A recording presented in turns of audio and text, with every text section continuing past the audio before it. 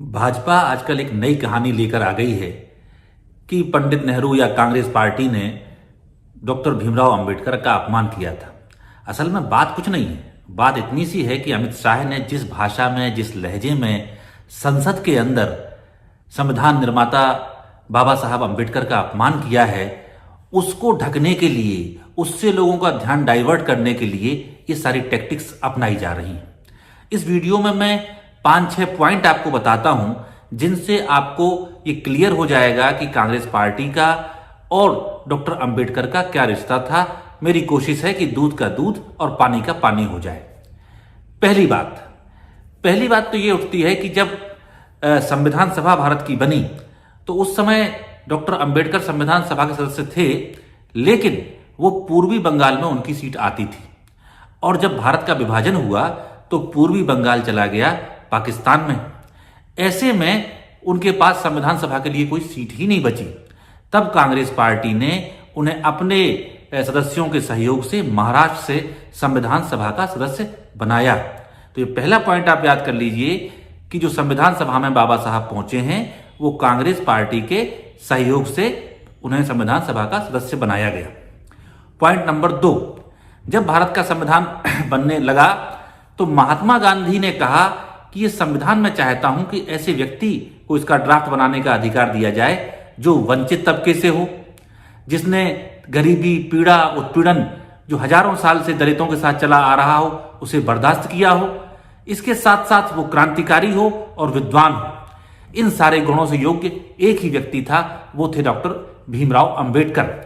तो पंडित नेहरू और सरदार पटेल को महात्मा गांधी ने कहा कि आप जाइए और डॉक्टर अंबेडकर से आग्रह कीजिए कि वो संविधान सभा का ड्राफ्ट तैयार करें।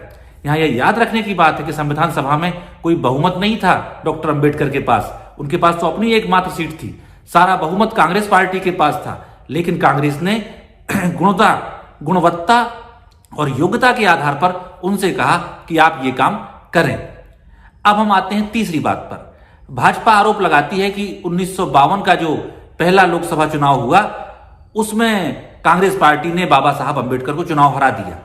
जाहिर है कि जो संविधान स्वयं बाबा साहब ने बनाया था उसमें तय था कि हर व्यक्ति अपनी पार्टी से, अपने विचार से या निर्दलीय चुनाव लड़े और चुनाव जीत कर आए, या अगर उसकी विचारधारा को जनता पूरी सहमति नहीं देती है तो वो चुनाव हार भी सकता है।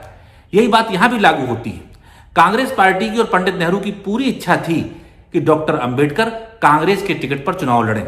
और अगर आप ऐतिहासिक साक्ष्य देखें तो जो उस समय मुख्यमंत्री थे बॉम्बे प्रोविंस के, बीजी खेर, वो कांग्रेस का टिकट फाइनल होने के आखिरी दिन तक, नामांकन के आखिरी दिन तक ये वेट करते रहे कि शायद डॉक्टर अंबेडकर कांग्रेस के टिकट पर चुनाव लड़ने के लिए राजी हो जाएं तो हमें उनके खिलाफ अपना प्रत्याशी नहीं उतारना पड़ेगा।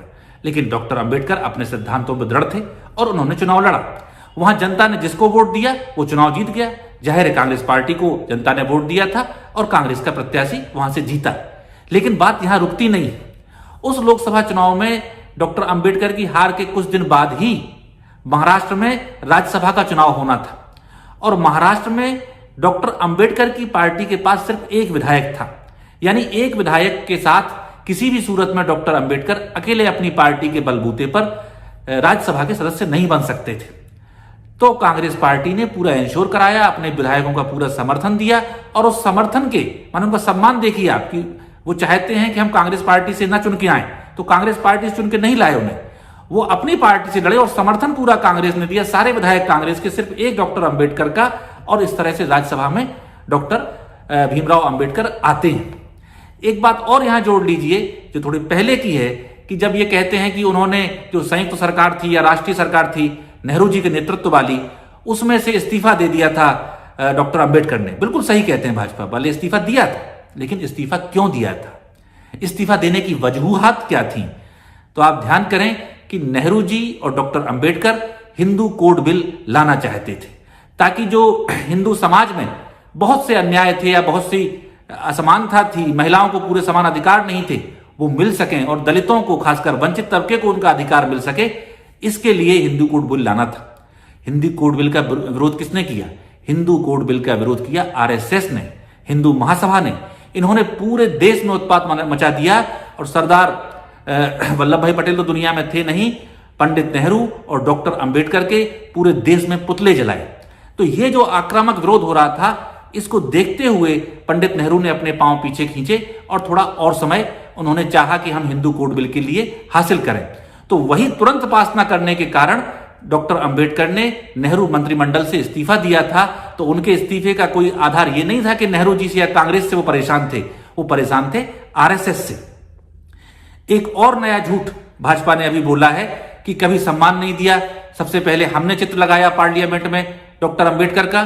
तो उन्हें यह पता होना चाहिए कि 1967 में जब कांग्रेस पार्टी की सरकार थी, तब डॉक्टर अंबेडकर की विशाल प्रतिमा संसद भवन के परिसर में कांग्रेस पार्टी के समय में ही स्थापित हुई थी। और वो ये नई संसद बनने से पहले तक महात्मा गांधी की प्रतिमा और डॉक्टर अंबेडकर की प्रतिमा बहुत प्रमुखता से दिखाई देती थी। लेकिन अब मोदी जी के राज में वो प्रतिमा संसद के पीछे साइड में रख दी गई है।